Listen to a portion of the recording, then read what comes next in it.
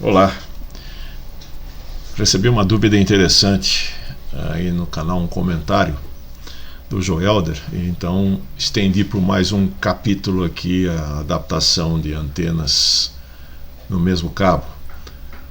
Agora, adaptação de dipolos dobrados de verdade em VHF.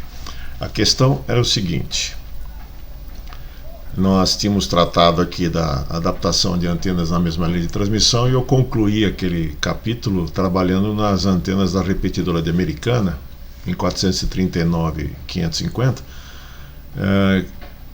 e fazendo o cálculo de como seria a adaptação de impedâncias e tal para juntar 4 dipolos, né? A situação ficou assim, dessa forma. A diferença, que eu não lembro de ter comentado naquela época, é que aqueles dipolos são dipolos de 50 ohms, são meio dipolos. É mais ou menos isso aqui. Ou seja, não é um dipolo totalmente dobrado, e ele apresenta impedância de 50 ohms aqui na alimentação. E daí nós trabalhamos transformando essa impedância de 50 ohms através de trechos de 75 ohms, elevando a impedância para 100 e fazendo o paralelo. Como a linha de 75, ela não leva exatamente para 100, leva para 112,5 na hora que você faz o paralelo da 56, mas daí a gente faz outro trecho de linha de 1/4 de onda que leva a impedância então para 100 exatamente, e nós podemos então sair com 50 ohms com qualquer comprimento. Isso foi a análise que foi feita.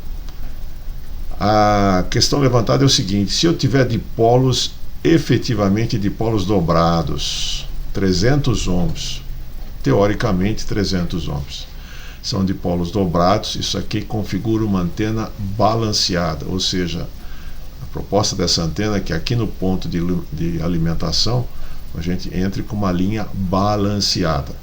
O que é uma linha balanceada? Aquelas linhas bifilares. Por exemplo, a fita de 300 ohms. Antigamente a gente usava aquelas fitas de 300 ohms para TV, né, para antena de TV. É exatamente isso. Linhas bifilares balanceadas. Eu não posso então juntar com qualquer comprimento. Aqui não é um transformador de impedância. Eu simplesmente estou alimentando a antena de 300 ohms com uma linha balanceada de 300 ohms com qualquer comprimento. Coloco 4 em paralelo. 300 dividido por 4 dá 75 ohms. Posso ligar isso num cabo coaxial de 75 ohms ou de 50 ohms e descer com essa? Pode. Mesmo que a impedância seja de 75 ohms para 50 ohms, vai dar uma taxa de onda estacionária baixa. Talvez em torno de 1,5. Agora não lembro de cabeça. Ok? Dá para fazer? Dá para fazer. Nós vamos ter alguns problemas aqui nessa transição. A gente vai falar em seguida. Qual é o problema que tem aqui então nessa configuração? As fitas de 300 ohms elas não são blindadas, elas são paralelas. Então, para os mais velhos, cabeça branca assim, eles vão lembrar que a antena de TV ficava lá em cima do mastro, né? Para quem mora no interior, usava muito antena de UHF, VHF, aqueles canos de 6 metros de altura para conseguir receber um sinal razoável vindo de São Paulo ou de uma repetidora no interior. A fita de 300 ohms saía da antena e não vinha junto ao cano, ao mastro. Ela era separada do mastro com um pedacinho de arame, né? E tinha um isolante de plástico que a fita passava no meio, de tal forma a manter ela afastada, dessa ordem de 20, 30 centímetros do mastro, porque se aproximar ela de uma estrutura metálica, ela perde as características e aumenta demais a atenuação. Outra coisa que talvez vocês se lembrem, a TV ficava no canto da sala e a laje do forro era furada e a fita de TV descia no canto sem chegar muito próximo da parede até atingir a TV. Não passava pelo conduíte. Se passar uma fita de 300 ohms por dentro do conduíte, mata o sinal. Ela não pode passar próximo de estruturas metálicas, paredes e coisas desse tipo. Então, há que se tomar esse cuidado. A gente pode fazer? Pode. Que comprimento? Qualquer comprimento, porque ela está casada com a antena 300 ohms, então não tem problema. Mas ela tem que ficar afastada do mastro. Tem que dar um jeito de deixar ela afastada. Não posso usar 300 ohms da fita de TV? Pode usar 300 ohms da fita de TV. Ela é bem razoável do ponto de vista de impedância para o que a gente precisa aqui. E a perda, vai usar o que? 1 metro, 2 metros, a perda aí não vai fazer muita diferença. E daí vamos fazer o paralelo das 4 fitas, vai baixar a impedância para 75 ohms sim. Só que conectar o cabo coaxial aí traz outro problema. A fita é balanceada e o cabo é desbalanceado. Ele tem o condutor central, né, e a malha por fora. Então isso gera uma distribuição de corrente no cabo coaxial, entrando na linha balanceada e depois na antena, que é meio estranho. O que causa isso? Do ponto de vista da antena, isso pode dar uma alimentação assimétrica de corrente lá nas duas vias de alimentação da antena, e vai gerar uma certa distorção no lóbulo de radiação. O que era para ser um lóbulo simétrico em torno da antena, né, o desenho que for, ele vai tender para um lado. Pouca coisa. Na prática, a gente não vai perceber grande diferença, mas é bom alertar, né? E outra coisa, o fato dessa conexão de um cabo desbalanceado numa linha balanceada vai gerar correntes pela malha do cabo. A gente não gosta de corrente circulando na malha, porque daí a antena passa a ser o cabo passa a ser parte da antena. Um pouco da radiação acaba saindo pelo cabo. Daí você tem perdas, você tem uma irradiação espúria aqui também. Então esse tipo de coisa não resolve muito. Uma solução meia boca é colocar um choque de RF aqui no cabo coaxial, aqui perto da junção. O que é um choque de RF? É um toroide de ferrite, né? Aqueles núcleos de ferrite que parecem um donut, e daí você enrola umas 3, 4 espiras do cabo em torno dele, ou 5, e esse enrolamento em torno do ferrite vai matar essa radiação ali. O resto do cabo, a princípio, não deve radiar, mas também é uma solução tapa-buraco, né? Ok. A outra solução é colocar um balão. Um balão é um transformador, e nesse caso é um balão 1 para 1, ou seja, é um transformador que não altera a impedância. Ele vai pegar 75 ohms desbalanceado do lado do coaxial e transformar em 75 ohms balanceado do outro lado. Fazer isso, normalmente a gente usa isso em HF, em baixa frequência. Usa um núcleo de ferrite, tem lá 3 enrolamentos em paralelo, faz uma associação desses 3 enrolamentos, e com isso a gente consegue fazer um balão de balanceado para desbalanceado e vice-versa, sem alterar a impedância.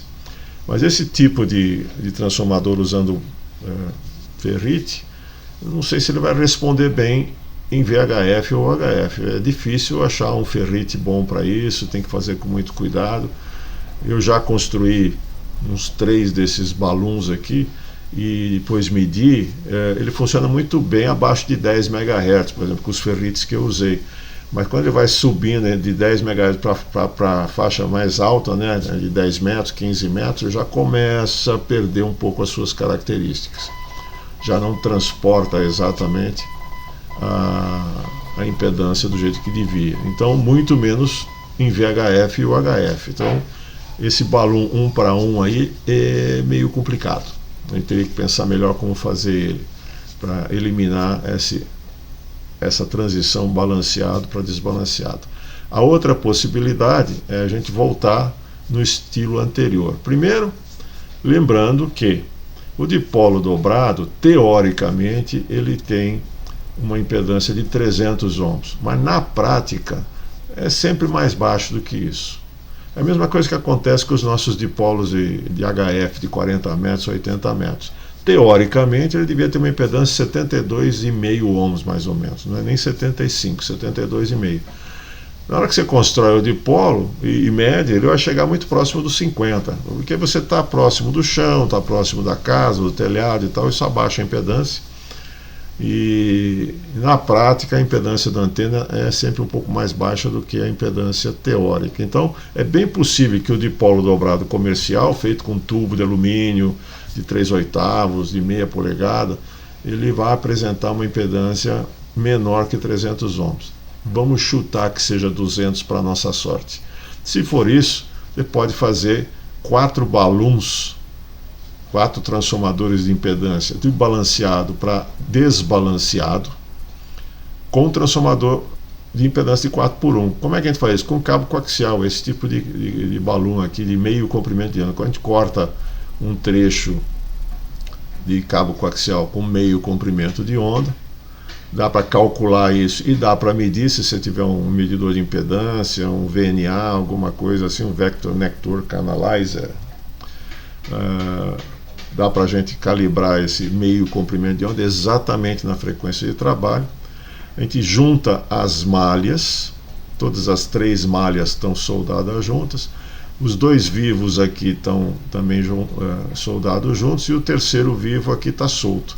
Então esse transformador, ele aqui oferece uma distribuição de corrente balanceada a partir do cabo coaxial, que é desbalanceado. O cabo coaxial está entrando com uma impedância X e aqui nessas terminações a impedância vai ser 4x. Então com isso eu coloco aqui 200 ohms, depois do balão eu vou ter uma impedância de 50, daí vale aquela transformação de impedância que a gente fez antes com o cabo de 75 ohms e a gente atinge 50 ohms. Como esse balão é feito com cabo coaxial, ele funciona bem até o UHF, então é só fazer ele direitinho que ele funciona bem, não usa ferrite, não usa transformador físico, né? Então essa seria uma solução mais ideal, pegar os dipolos, colocar transformadores feitos com cabo coaxial e depois uma estrutura de balanceamento de impedância como aquela feita em primeira vez. Aqui funciona. Se quiser experimentar e ver o resultado, né, de repente dá sorte e as coisas se combinam. Funcionar? Funciona. Quanto a gente vai perder com isso? Tem que ver na prática. E o quanto vai perder com isso vai depender muito da taxa de onda estacionária que vai chegar do outro lado. Aqui, em vez de 75 ohms, como essa impedância deve ser menor, aqui a impedância também deve ser menor, deve ser abaixo de 75, vai ser lá para fora, 50, 60 ohms, a taxa de onda estacionária vai ser baixa, a perda de retorno vai ser baixa. O sistema deve funcionar tomando esses cuidados, principalmente aqui, de afastar as fitas e aqui talvez colocar um choque de RF para não termos circulação de corrente. Ok? Mais uma extensão, obrigado pelo comentário e a gente se vê por aí.